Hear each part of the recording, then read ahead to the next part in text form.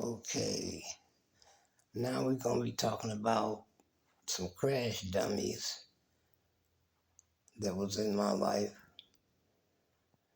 My sister is one of them, and her husband.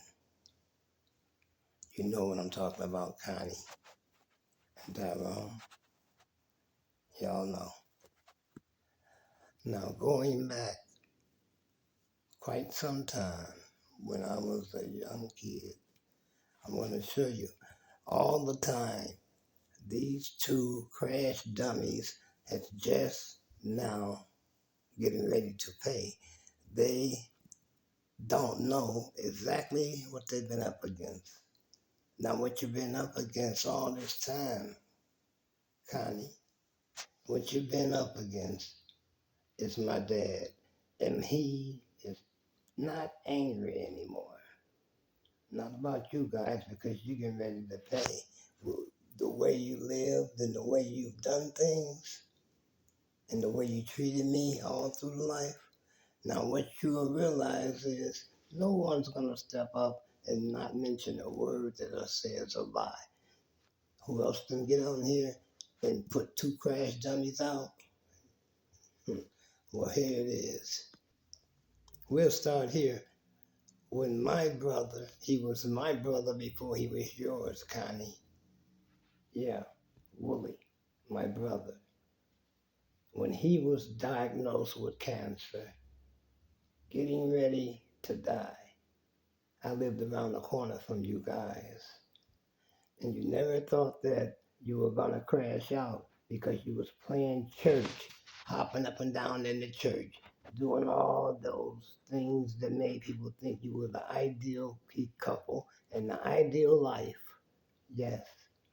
But when I went over there to see him, what did you do? He answers the door. He says, "Come on in, Keno." I said, "What? You know she don't want me in her house because you hated me because of what your husband was doing. Instead of blaming me, you blamed your husband. You threw me away at the very time I wanted to see my brother before he died." He said, "Come on in, Keno. You see what's happening with me. Come in." I said, "She don't want me in her house, but I'll step in." No sooner I stepped in that dining living room, you turned around that corner within 30 seconds of hearing me in there and stepped around the corner of the dining room and says, "What is he doing in there? What are he doing in my house?" I said, "I told you, Willie. I done nothing to her, but look what she's doing to me." I said, "I told you." What did you do? You threw me out the house. You told me, "What is he doing in my house? Get him out of my house." And about 2 months went by. You wouldn't let me see him. But an hour before he died, 1 hour before he died, you summons me around there like you was the queen that you thought you was. Yeah, go get Keno. They came around the corner and got me. I was less than 5 minutes away. 1 hour. And when I went seeing my brother laying there, I said, "Let me go get my daughters and the family so I can bring them back so they can see him." And what happened? Oh, when I came back, he was dead. And you just marched around there like you owned the place and everything. But your snake, Tyrone, that snake, trash. This is the crash dummies. These are crash dummies. And I want to show you why. Because they danced and played in church something awful, played the organ, the piano. This is part one of my redemption for my dad. Yes. Now, every word I speak is true. Anybody step up, let's go.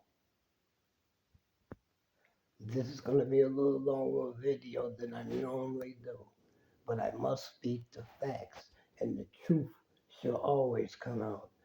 And these crash dummies are gonna find out. Dad gets his vengeance. It's his vengeance, not mine.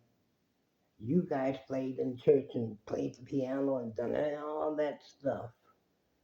But this is just part one. But I'm going to let you know, Connie, Tyrone, vengeance belongs to Dad. It belongs to Dad. You guys played the whole pianos in church. And remember, I was taking care of Derek, that brother-in-law of mine that was dying of AIDS when nobody touched him or gave him a glass of water. Yeah, he was dying of AIDS. Would nobody touch him? People were scared of AIDS back then. You know it. You guys lived across the street. You and Tyrone lived across the street from him and wouldn't give him a glass of water. But no sooner I went over there, cleaned him up, started changing those diapers, and cleaned his bed up and got him laying in some clean linen and stuff. Yeah, you guys looked at me over there like y'all was the queen and the king.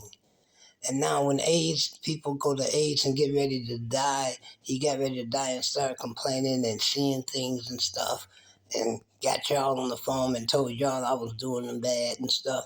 Oh yeah, I was taking care of him. I wasn't doing nothing bad. But the thing was he was hallucinating and going through death, going to death. And what would you do to that? You guys decide, oh, yeah, we're gonna go over there and see. So they came over there. He called you guys, and you were on your way out to the club, the Diamond Shaft Club, which you thought you owned that. The Diamond Club, the Diamond Shaft Club. You guys came over there after you got dressed up, ready to go out to do the all night thing, and came over there and knocked on the door, and I opened the door, and you came up there. And what did you do? What he doing to you, Darren? What he doing to you? And what did I tell you guys? I says, I tell you what, don't say a word to me until you go back there in that room and change one of them shitty diapers that's back there. And when you go and change one of those diapers, you can talk to me. Yeah, but you can't talk to me until then.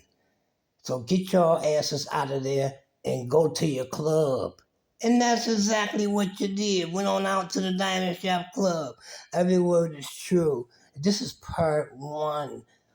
Oh, yeah, this is part one. Crash dummies. The time of the crash dummies. Oh, all the crash dummies being exposed. I got more. Wait, Connie, Tyrone. Dad is getting his vengeance back about all that dancing in church going and lying you did. And what about TJ? Yeah, you guys let him go and let him go to a shelter.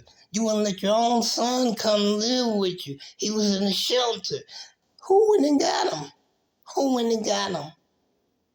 Me, Keno, the one you hated, went and got him out the shelter.